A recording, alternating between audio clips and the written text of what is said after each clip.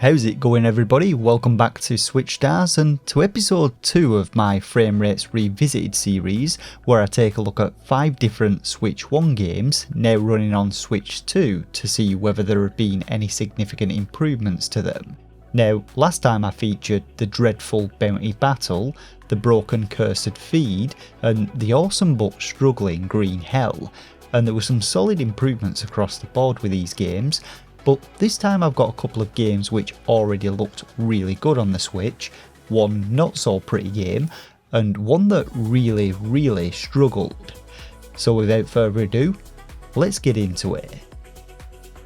Lunar Nightmare is essentially a walking simulator with a few minor horror elements, and when I played it for my review, I regretted my time spent with the game as its gameplay was shallow and its story made very little sense to me. Right away from the main menu though, we can see a vast improvement with this one in terms of its frame rate. Its visuals on the other hand still appear very blocky, and I suspect they were going for a kind of 32-bit PS1 era style visual effect with this one, but it just doesn't quite work in my opinion.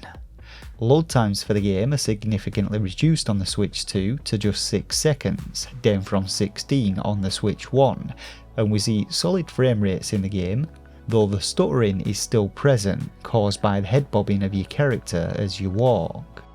The best example of showcasing the improvement to the visuals though are when you actually step outside onto the moon's surface, because here is where the frame rate really tanked on the Switch, but on the Switch 2 they're solid, and there's been a decent improvement to both the contrast and sharpness, giving more detailed looking environments, or at least as much as could be given considering the textures and the fact that we're on the surface of the moon right here. Unfortunately, this game is so broken that it doesn't actually reset even when you start a new game, meaning that the rover which is supposed to spawn in to get you to the next area doesn't actually spawn in, so I couldn't capture new footage of me driving it, but here's some footage from my review of it compared to the Switch 2 version, and as you can see, the textures are much sharper on the rover and you can actually make out details on the surface of the moon. Still, not a great game this one, and well worth missing out on. Descenders on the other hand is a great little game. It's a downhill bike racer come roguelike with randomly generated level layouts, but it really struggles on the Switch, and I mean really struggles. From long load times to terrible performance and excessive popping, these issues make it very difficult to enjoy, especially because it's already quite a challenging game with limited lives and trying to navigate steep hills and tight turns at sub 20 frames per second is near impossible. But despite these issues, I still had a fairly decent time with it on the Switch. As you can see though, this is one of those titles where the Nintendo Switch works wonders, fixing those frame rate issues in their entirety and cutting the load times in half, down to just 12 seconds depending on the complexity of the course it's generating.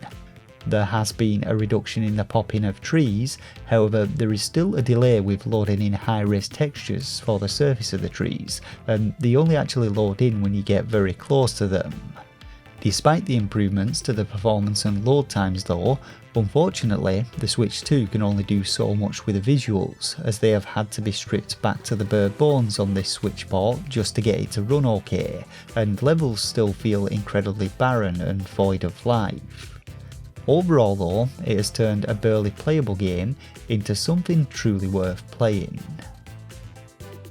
So Ultra Age is a game that I only spent a few hours with, but it was a great little action game set in the far future, and its story revolved around you trying to save the world from extinction, but it also had some solid sword-based combo-focused combat and a decent upgrade system to boot.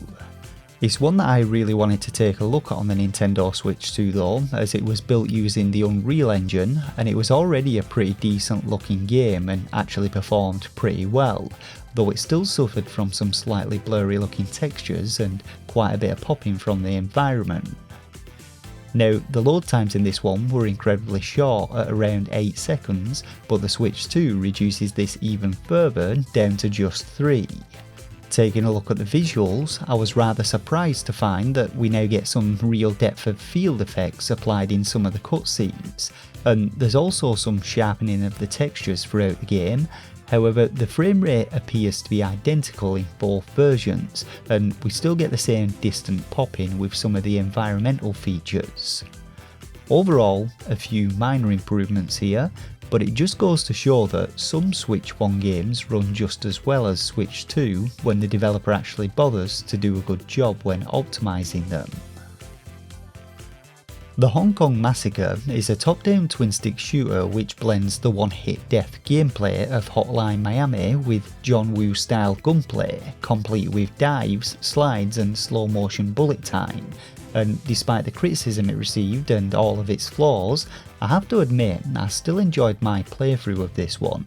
It was by no means perfect and the upgrade system was pretty limited, but I still had fun with the gunplay and the storyline wasn't too bad either. Now the load times are again cut in half with this one, down from 20 seconds to about 8 on the Switch 2, and the text in the game is much sharper. But to be honest, other than this, there's very little in the way of noticeable differences. There is a slight improvement to sharpness in the environments, and the gameplay is definitely much smoother, but I was hoping for maybe a little more vibrancy or contrast to the visuals. And this is a prime example of where, depending on the type of game you're playing, the improvements that the Switch 2 makes are definitely going to be a lot more subtle. So the final game in this Framerates Revisited is Fatal Frame Maiden of the Blackwater, and the Project Zero, or Fatal Frame games as they're known in the US, are definitely some of my all-time favourite survival horror series, as its unique gameplay mechanics see you armed with the camera obscura and pit you against terrifying spectres, requiring you to snap the photo at opportune moments to battle them back and defeat them. It's a fantastically unique concept and is truly chilling at times. Now the Switch version of Fatal Frame Maiden of the Blackwater looks fantastic. There's some great texture work, lighting and water effects going on, but this is all marred by frequent hitches in frame rate and overly dark environments, making movement and especially combat a little more frustrating than it needs to be. Running on the Switch 2, it's impossible to really judge load times with this one, as these are cleverly hidden by cutscenes, but on the visual side of things, we can already see that the colours look a little more saturated and the blacks are a little deeper. Being in such an enclosed space though, this first area of the game doesn't really provide a good indication of how much of an improvement to the frame rate the Switch is really making. But once we travel up the mountain and the dense foliage provides a much more taxing environment for the Switch to tackle, it's clear that the Switch 2 is providing a significant boost to performance, as the Switch 1 is still choppy as ever, whilst the Switch 2 handles things beautifully, with smooth frame rates and only a couple of minor hitches which could have just been down to the camera movements.